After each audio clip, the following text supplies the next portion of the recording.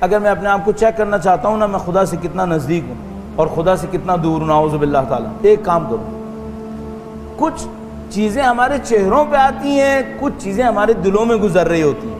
مثلا فرض کریں میں ایک بندے کے سامنے پہنچا، اظہار شاید نہیں کر رہا مثلا، لیکن میں دل سے اندر سے بہت خوش ہوا ہوں اس بندے سے مل کے، کسی بھی وجہ سے میں اظہار نہیں کر سکتا، صحیح ہے؟ اچھا، یہ جو میں دل کے اندر خوش ہو رہا ہوں یہ مثبت ہے یا منفی ہے؟ تو مثبت ہے، پازیٹیو ہے۔ میں مثلا ایک بندے کو دیکھا بہت مشکل میں ہے، میں کچھ نہیں کر سکا اس کے لیے، لیکن میرے دل کے اندر جذبہ تھا کہ کاش اگر میرے اندر طاقت ہوتی میں اس کے لیے کچھ کر لیتا۔ یہ دل کے اندر جو جذبہ ہے یہ اچھا ہے یا برا ہے؟ بہت اچھا ہے۔ 24 گھنٹے میں دیکھو ہمارے دل کے جذبے کیسے ہیں۔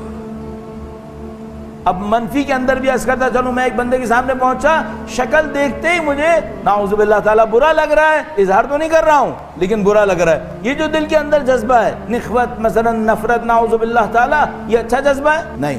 24 گھنٹے میں دیکھو دل کے جذبے کیا ہیں، اس سے پتہ چلے گا ہم خدا سے کتنا نزدیک ہیں۔ اگر وہ ہمارے جذبات خدائی صفت کا مظہر ہیں، ہم خدا سے نزدیک ہیں، ہمارے دل میں محبت ہے، ہمارے دل میں رحمت ہے، ہمارے دل کے اندر ہمدردی ہے، ہمارے دل کے اندر احسان کی عادت ہے، بہت اچھا ہے، ہم خدا سے نزدیک ہیں۔ لیکن 24 گھنٹے میں اچھا خاصا وقت نفرت کے عالم کے اندر ہے، تکبر کے عالم کے اندر ہے، کسی کو تحقیر کرنے کے لیے، یہ خدائی صفتیں ہیں؟ نہیں، شیطانی صفتیں ہیں۔ تو میں کس سے نزدیک ہوا؟ پھر جذبات چیک کرو، جذبات چیک کرو۔ اور آپ اور میں، حتیٰ ہم لوگوں کے ساتھ بعض اوقات یہ ہو سکتا ہے ہم دنیا کا پاکیزہ ترین عمل کر رہے ہوں، مثلا عبادتیں انجام دے رہے ہوں، نماز پڑھ رہے ہوں، اور دل کے جذبے اچھے نہ ہوں، اس کا مطلب ہے معاملہ کافی خراب ہوا ہے۔ اس رحمت کو اپنے دلوں کے اندر ڈھونڈنا پڑے گا۔ خدا سے قریب ہم اوصاف میں ہوتے ہیں، فزیکلی تو ہم قریب نہیں ہو سکتے۔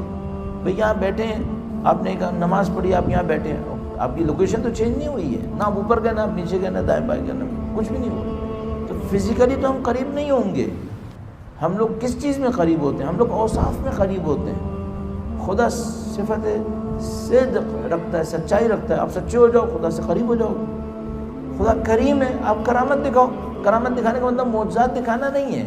کرامت دکھانے کا مطلب کیا ہے؟ کوئی معافی مانگے، معاف کر دو، یہ کرامت ہے۔ کسی کے، ابھی شاید کل پرسوں میں روایت پڑھ رہا تھا، یا 2-3 دن ہوں گے، فرمائیں کہ اگر کوئی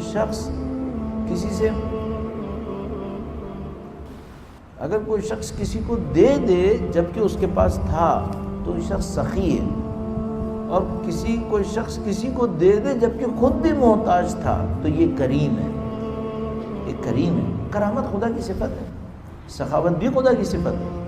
ہم لوگ اوصاف میں خدا سے قریب ہوتے ہیں اور کسی چیز میں نہیں ہو پائیں گے۔ بعد میں خدا ان اوصاف میں قریب ہونے کی وجہ سے اور اوصاف نصیب کر دیتا ہے۔ اب 2 صفتیں پکڑ لیں۔ تو آخری میرا پوائنٹ یہی ہے، دل کے جذبوں پہ محنت کریں، ان جذبات کو اچھا کریں۔ آپ اور میں جب جذبات کو اچھا کریں گے، اس کے ساتھ ہماری کم عبادتوں کو بھی خدا انہیں متعلق بڑے بڑے درجات نصیب کر دے گا۔